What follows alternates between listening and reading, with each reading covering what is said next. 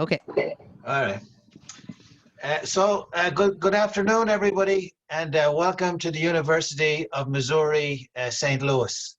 My name is Eamon Wall, and I'm the Smurfit Stone Professor of Irish Studies on campus.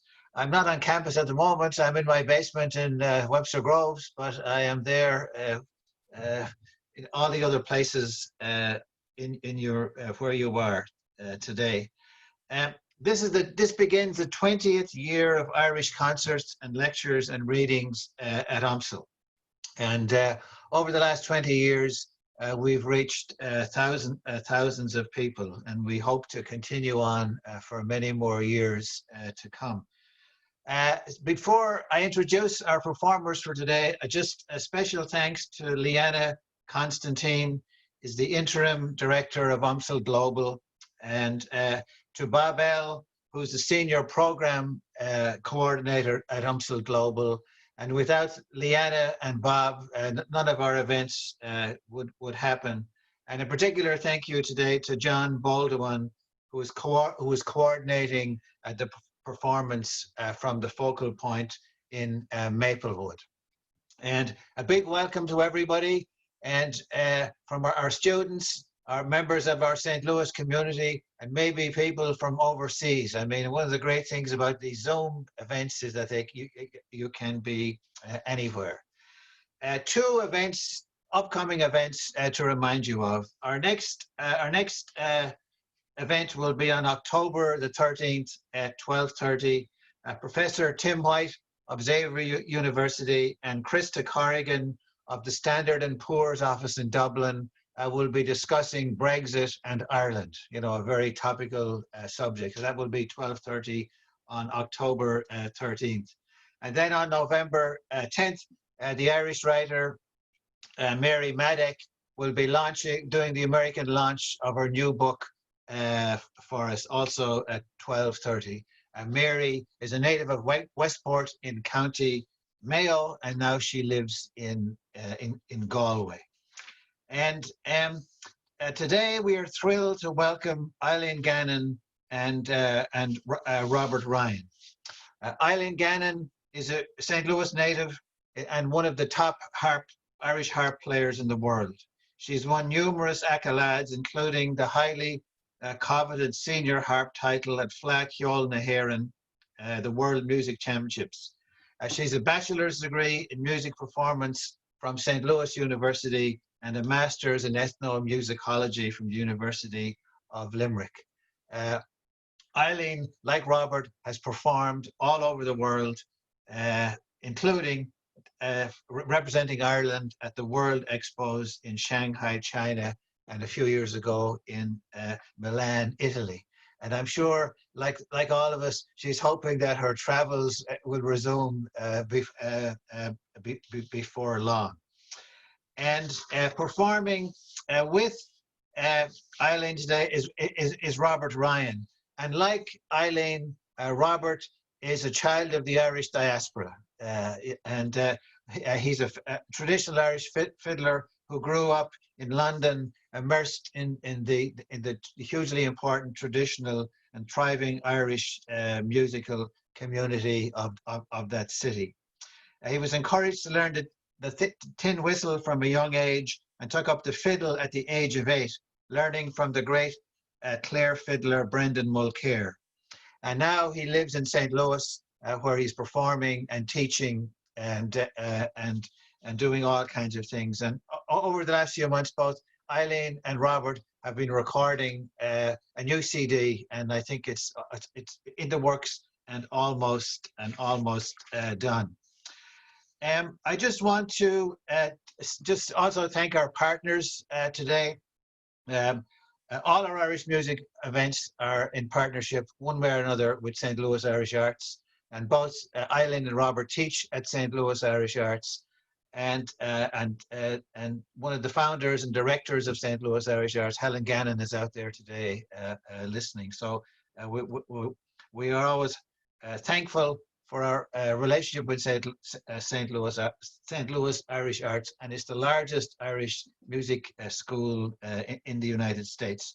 And also we are co-sponsoring today with the Focal Point.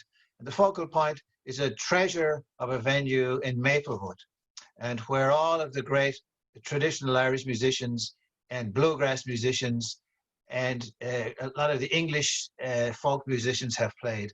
And it's amazing to go to the Focal Point and just walk along and look at the pictures on the wall and the old posters of the great performers who have been there. So many thanks to the Focal Point. And John Baldwin has been in the Focal Point, working on all the technical aspects of this and helping us out.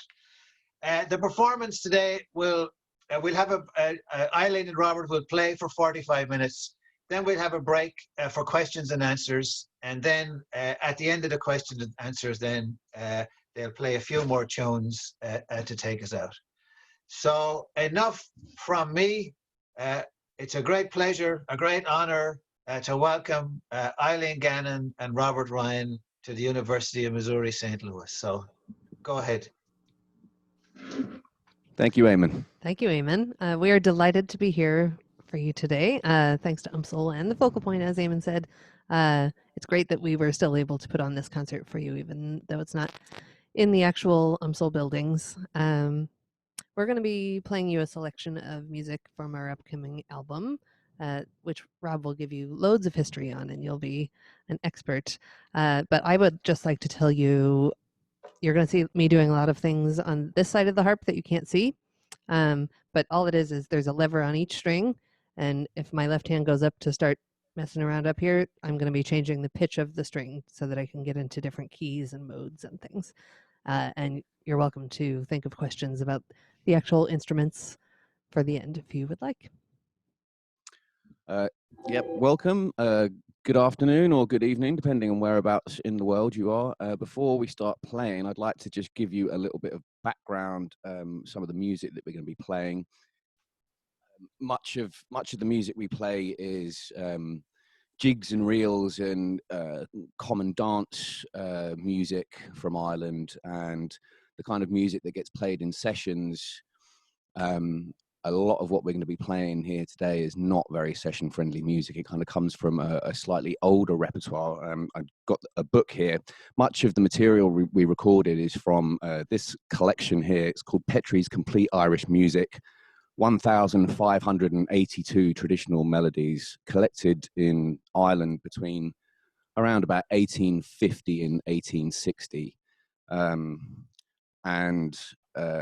Much of it is material that goes back to some of the Gaelic clan traditions of Ireland, and some of the old march tunes that we'll be playing today they have a lineage that goes back to at least the 15th and 16th centuries.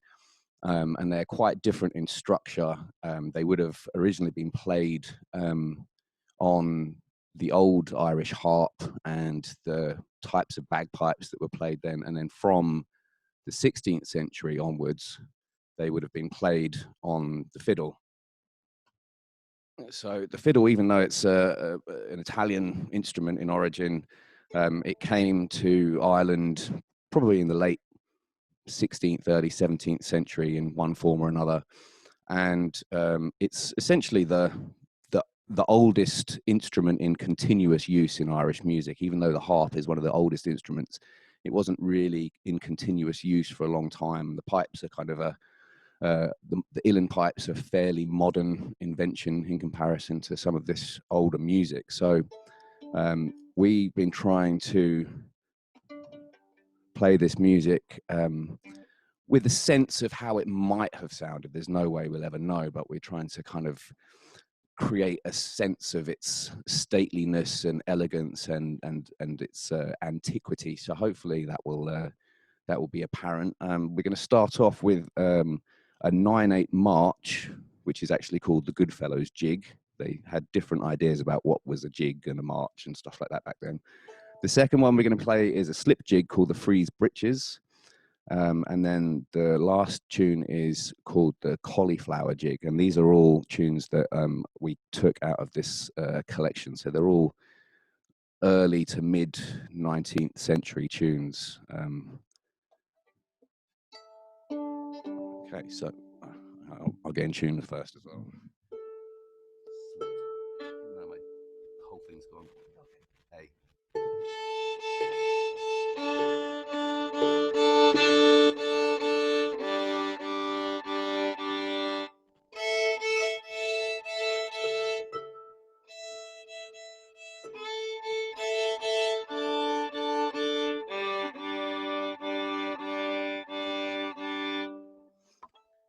I guess I'll try not to talk so much next time because the fiddle just slipped completely out of tune the whole time I was talking.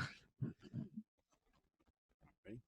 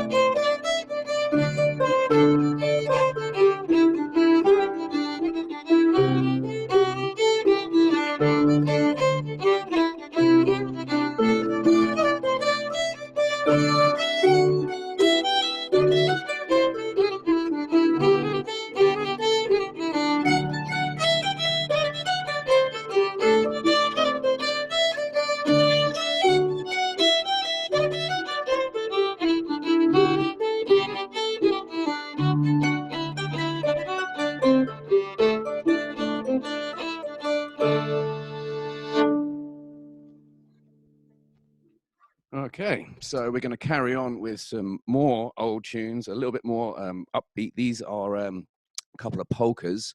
The first tune is, again, out of the Petrie collection. It doesn't have a name. It's actually written down as a Quicktime March, but we turned it into a polka. And the second tune is actually from another collection, the Bunting Collection. Edward Bunting transcribed a lot of music from the 1798 Belfast Harp Festival. And the second tune that we're going to play is called the Chorus Jig, but we're going to be playing it like the first one as a polka. 1,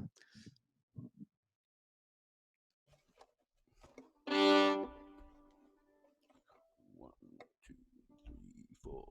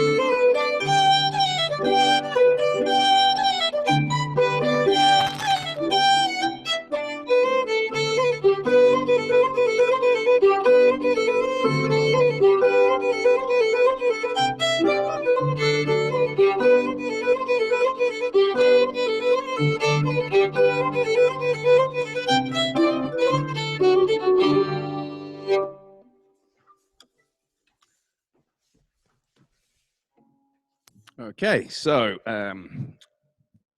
the other part of the repertoire that we're going to share with you today is a little bit closer to the modern tradition. So I am very interested in the music of Sliabh Luachra, which is a region in southwest Ireland. It's where the counties of Cork, Kerry, and Limerick all meet in a mountainous and boggy region. Sliabh Luachra means the rushy mountain in Irish. And there's a particular repertoire of music from down there. They play jigs and reels and hornpipes are a little bit different from people in the rest of the country, and they also play a lot of polkas and slides, which happen to be some of my favorite tunes. So the other part of the repertoire that we're going to be playing today is music of the Slieve region, and we're going to play a couple of reels that are associated with Slieve. But before we play the second tune, I'm going to play it as a jig beforehand. I think people in Ireland, musicians, if you look in the Petrie collection, they were able to take tunes in one time signature and change them, use the same melody, but play them with a different dance structure, which is not something that is that common anymore, but it's something I've been interested in.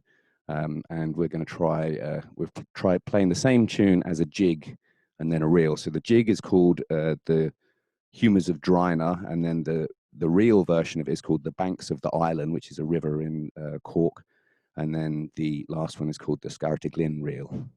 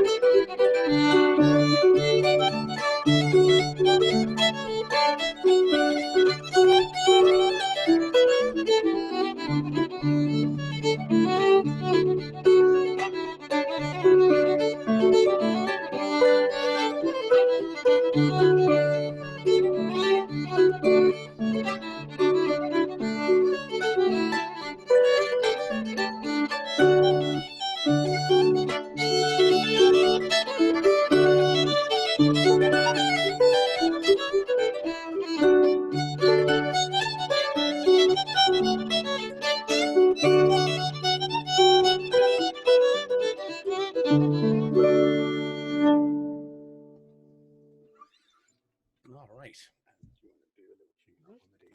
So we're going to carry on with some more Sleeve Lucre music. As I mentioned before, slides and polkas are a staple of the Sleeve Lucre repertoire, and we're going to carry on with a set of slides.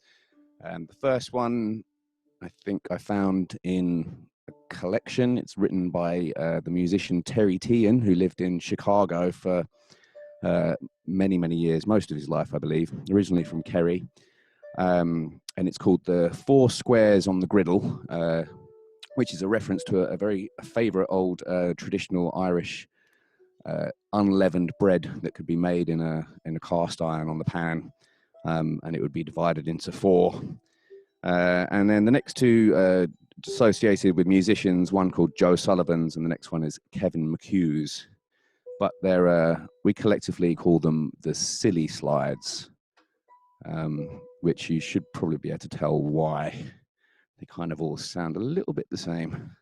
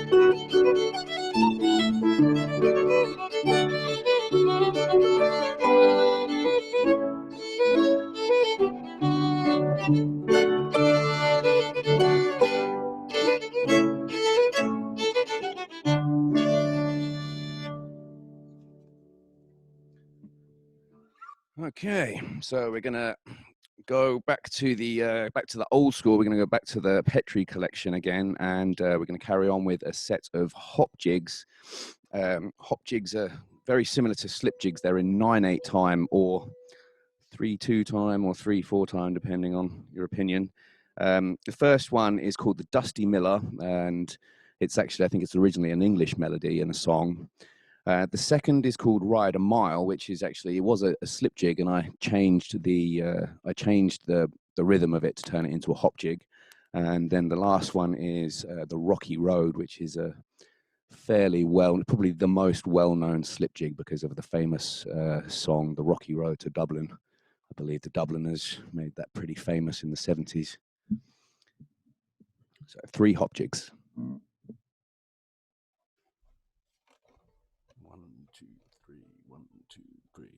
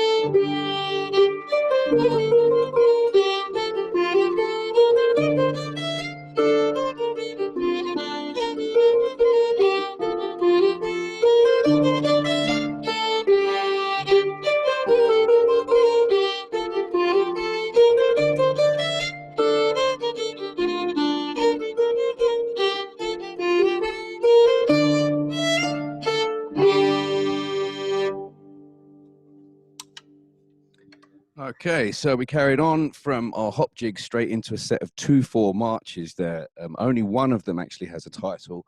That's the third one, which is called The Advice. And the last one is just titled Ancient Clan March.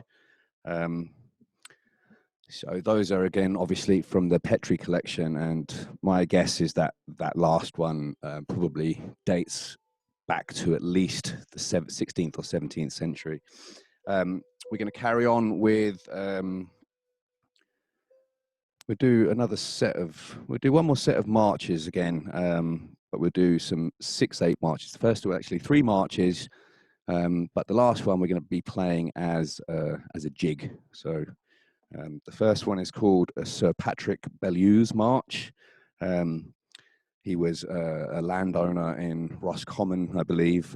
He was raised to the peerage in 1848, so this tune would have been Baron Bellews March if it was written after 1848, so it's earlier than that. And then the second tune is called the Carpenters March. Again, probably a very, very old Irish tune. And then the last one is the Hurlers March.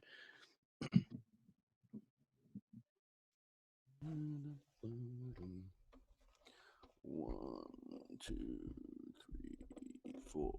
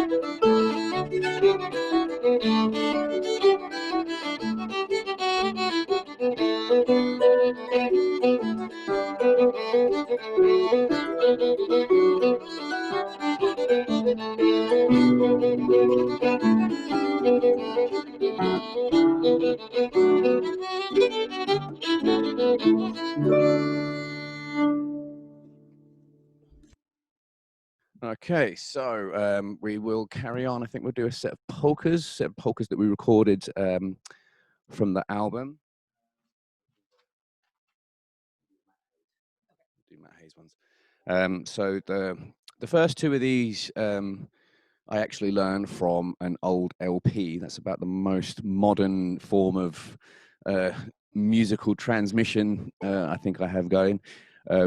And then the last tune is again probably originally would have been an old clan march, and it's an East Limerick tune, and it's an old clan march that's been turned into a polka. So we've got lots of transformed tunes in this performance, lots of tunes that started off as one thing and changed into another. I think we'll play the set of polkas, and then we'll take some questions if anyone has anything they'd like to ask, and then if there's any questions, we'll take a few of them, and then we'll finish off with a few tunes at the end. But we'll play some polkas for you now, and then if you have any questions, have a think about if there's anything you want to say, and give us a shout afterwards.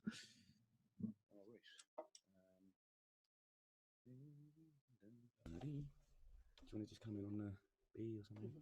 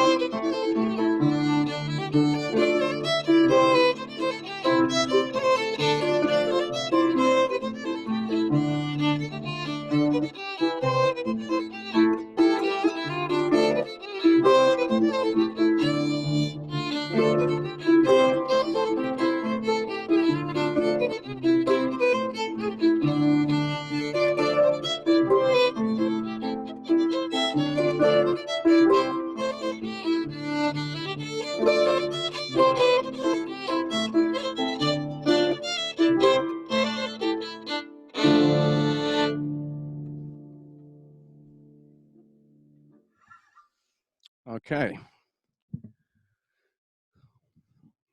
So yeah, if anyone's got any questions or thoughts, feel free to fire away.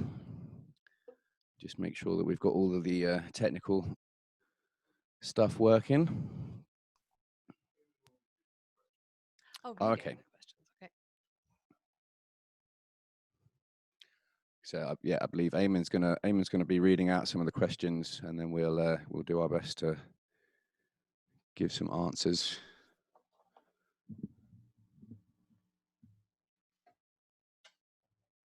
Okay. I haven't received any questions, so Okay. so but anyway, maybe I could just make a few comments myself, and it's just so uplifting to hear live music again. You know, one thing that I've missed so much in the last few months, and not just to hear the music, but to hear the music is such an excellent, fantastic performance, and just of course it reminds me again of how much a center of musical excellence St. Louis is in jazz, in rock and roll, in folk music, in bluegrass music, and not to forget Nelly, and but also in traditional Irish music. You know, that St. Louis is really an important place in this music. I have one, and there's one question here, and this is from one of our students, Michelle Huber. How do you know that the music you play is accurate to the original? That's a very good question, and the simple answer is you don't.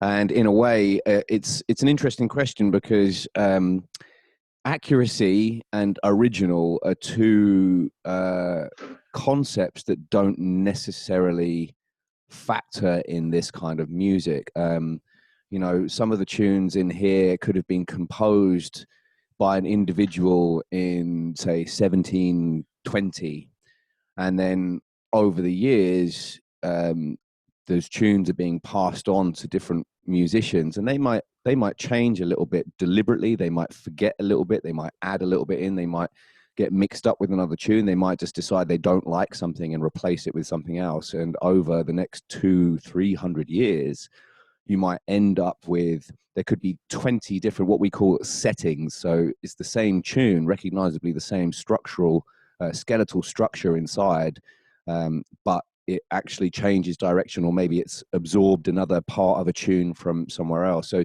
mean, the closest we can say is the settings that are written in that Petrie collection, as transcribed by George Petrie. Now, he would have made mistakes himself, and put things, you know, he might have heard something wrong, or not quite got the right note or something. And then, you know, we've taken his imperfect transcription of what could have been an imperfect oral transmission of the tune. So really, and we can say that what we're playing is accurate to what was collected in 1850. But other than that, I mean, there's that you might find 5 or 6 or 7 different versions of the same tune in different collections over a 50 or 100-year period. And also, Robert mentioned the 2 collections that we played music from, the Petrie collection and the Bunting collection. The Bunting collection was a collection of pure harp music. So knowing that it was composed and played on the harp, you can take that into account in your arrangements, because there are no arrangements in the books. They're just single melody lines. So all the other things that I'm doing with my other 7 fingers, I just try to take into account that the time period when they were being played and the instrument they were being played on, and try not to stray too far away from what I think is true to those things. Yeah, so we're not striving for any sense of historical authenticity beyond the imaginative, really. I mean, we can only infer what things might have sounded like, and we spent a lot of time thinking about this, and the aesthetic we wanted for the recording. And you know, a lot of the techniques that are used on the harp now really developed since the 1970s. You know, it's not really the music that was written for the old Irish harp wasn't really the kind of fast dance music that we play now. So there's been a huge change in you know, technical approach to be able to accommodate some of that dance music. And because we weren't trying to do that, we felt we could be a little bit more historically imaginative. We tried to imagine what would the sounds of these older instruments be like, and we were thinking kind of really drones being very important, but drones and bells, the kinds of sounds that would have been used in late medieval music. And so Eileen was do a demonstration of damping versus not damping. Oh yeah, so I could, when Robert's playing the melody and I'm accompanying, I could do.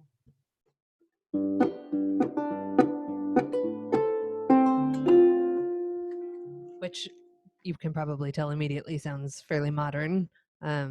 That's kind of most likely borrowed from another tradition that isn't Irish music. Sounds great, but it would not be in keeping with the rest of our vibe. So the other alternative is more.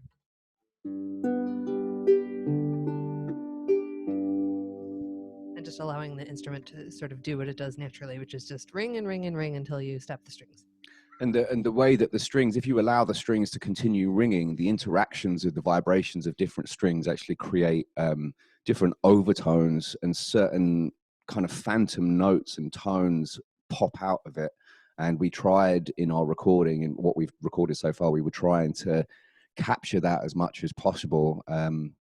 And you know, even if there's no guarantee, you know, there's no guarantee that anyone in 1700 ever played a harp like that. But because we simply don't know, it's just, and we've got, no one can tell us that we're wrong, you know, so it's not a matter of it being kind of historically accurate or whatever. It's kind of more about just, you know, whichever aesthetic, you know, and kind of perhaps, you know, imaginatively informed by some historical research and understanding of how music was played back then. So yeah. I have two more questions. The first is from Amy Kenny.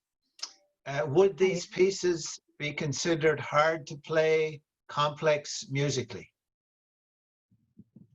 Some of them, yeah. I mean, some of the marches. So there was the set of 2/4 marches.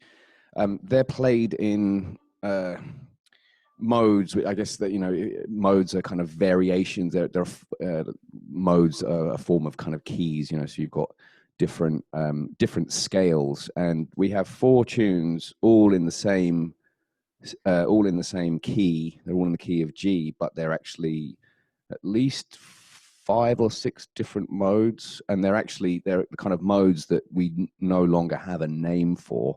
They're not part of the Western art music tradition. They're part of a much older European tradition, so they're not really it's not studied, they're not even understood. I mean, people, to understand that kind of music, I think most research is being done on European musical modes, of which they have something like 150 that they can name.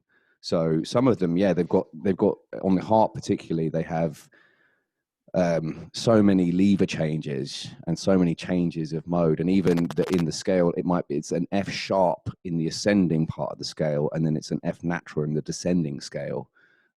So those kind of things. I mean, so where they might not be difficult to play physically, it's just sort of the mental part of some of them is tricky, just because it's so unfamiliar. Yeah, and like some of that stuff, it really is the only place you would hear those kinds of modal characteristics is really in songs now. You know, and if you listen to Irish songs, they do that kind of thing where they modulate and change notes in the scale going up and down. And if you're familiar with those songs, it's really obvious how you're supposed to do it. So there are kind of unspoken rules. It's kind of like people who their first language, they don't know that they know all of the rules of their language, but they do it automatically because that's what they've learned. So we kind of have that. So we're exploring some of these modes.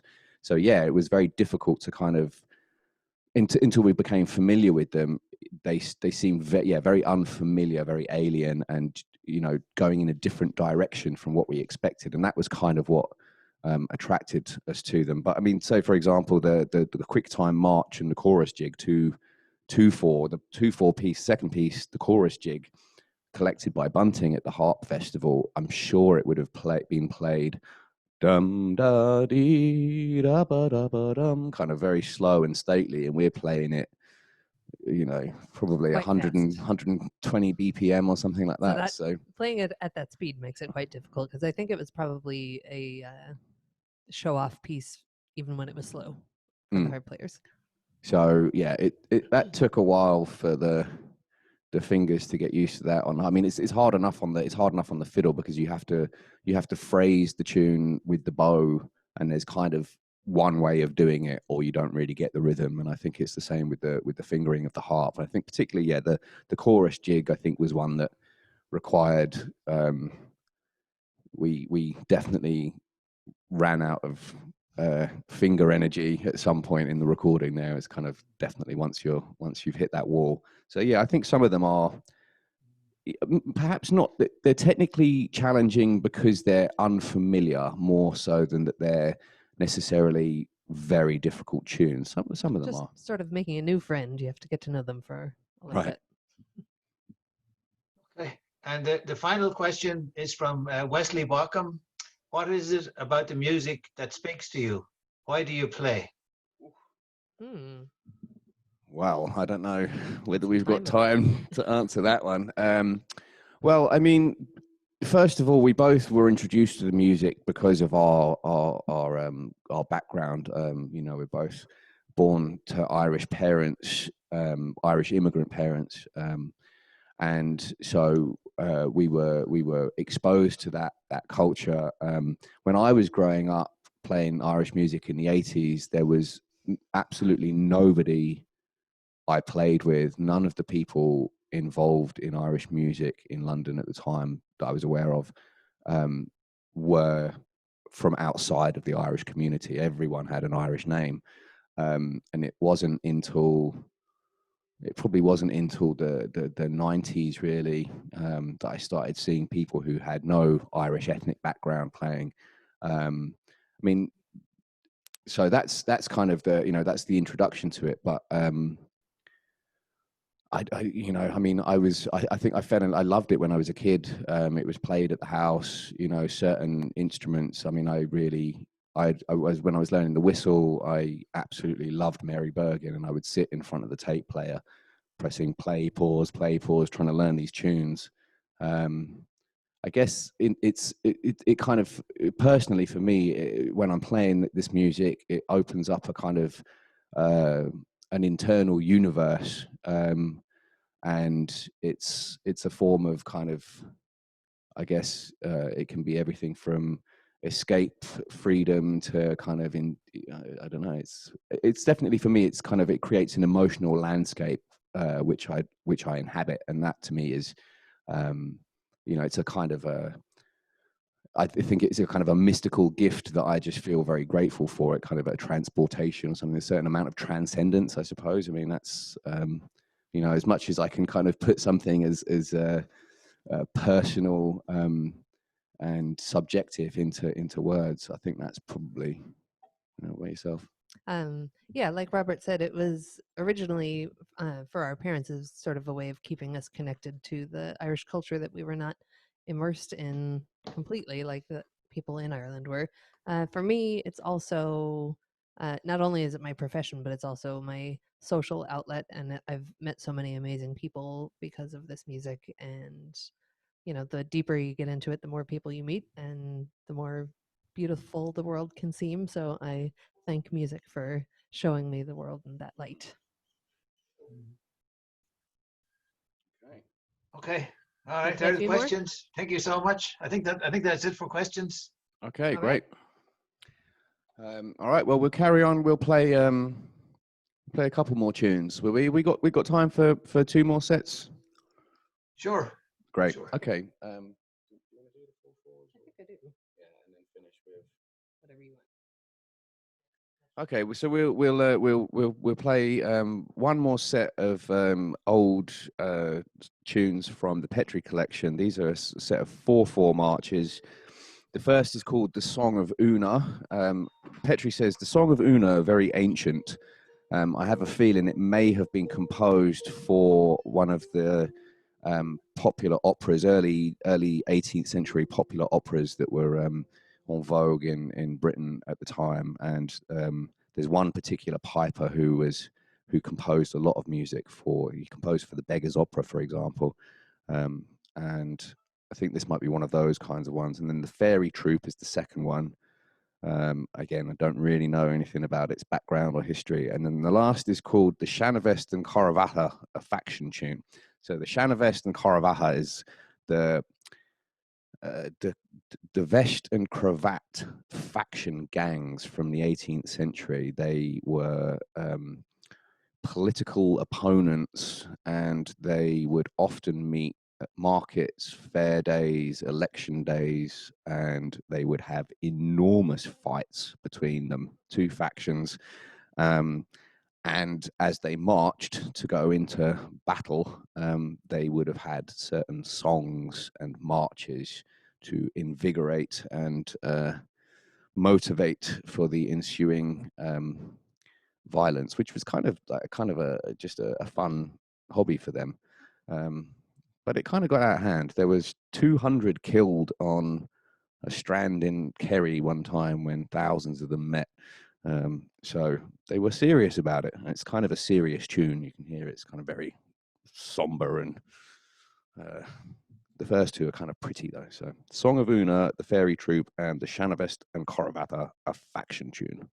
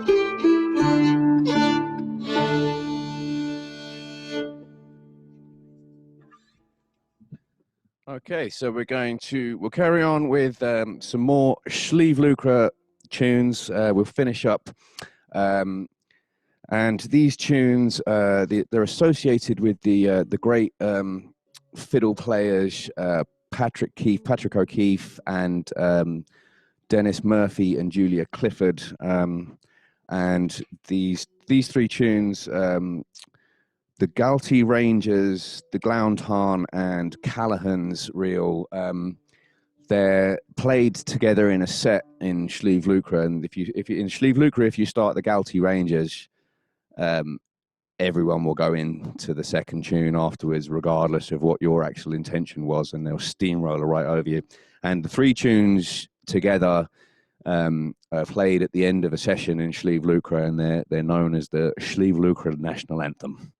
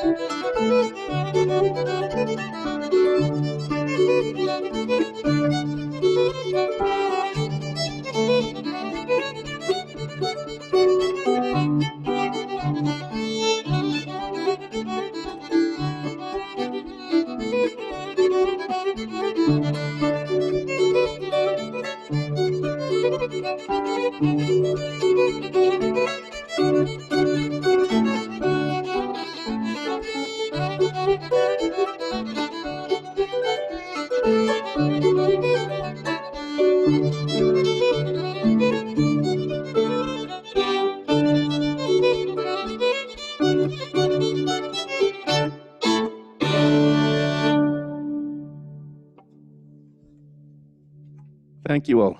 Thank you so much for listening and watching.